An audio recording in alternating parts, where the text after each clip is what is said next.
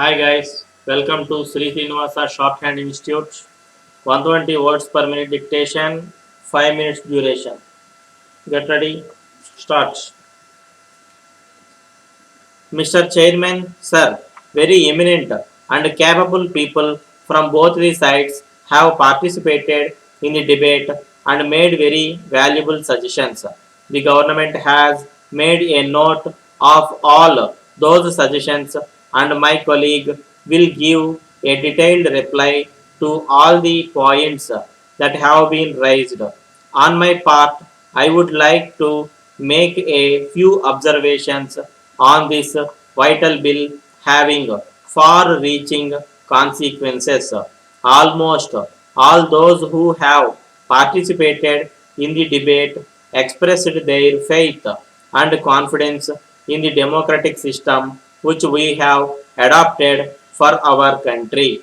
It is a well known fact that ever since we attained independence, democracy has been extremely successful in this country. Still, there are some shortcomings here and there.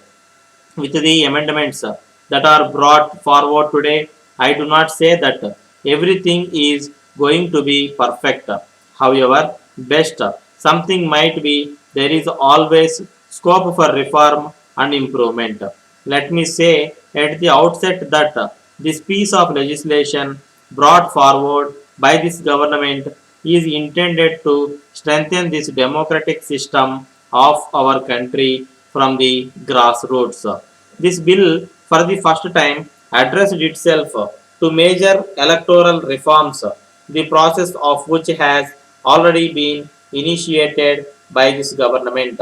It has been stated by some members that the opposition has not been taken into confidence by the government before bringing in this legislation. I do not understand what is meant by that. You are aware that there is no recognized opposition as per the rules. Despite that, I would like to say quite categorically each group was consulted and given an opportunity to put forth its point of view. We have consulted the opposition in a very fair and objective manner, and we have gained by the views they have expressed.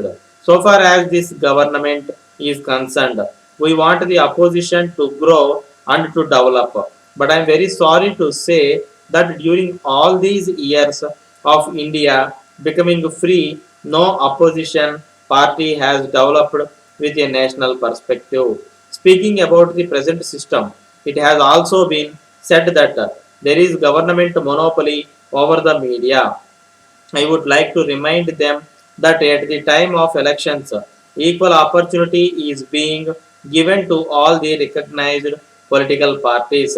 Guidelines have been laid down in this regard after a great deal of thought. If there are any violations, members are at liberty to raise them, and they can be rest assured that their genuine grievances, if any, will receive the best possible attention. Criticizing the government, some members from the opposition have said that there is nothing worth mentioning in this bill. One major reform that is brought about through this bill is the reduction in the age of voting. It is not a remarkable decision that we have taken. We have taken this decision because we have complete faith in the youth of India. We feel that they are ready to participate fully in the functioning of the parliamentary democracy. It is on youth that the future of this country rests, and we are quite confident that this reduction in the age of voting will have a good impact on the social and economic policies of the country. Youth is really the force which can shape the destiny of the country. Now, I would like to talk about the state funding of elections. Funding of elections is practicable, but how far it will be able to eliminate the use of money, power, in elections. I, for one, believe that no amount of money can make anyone win an election.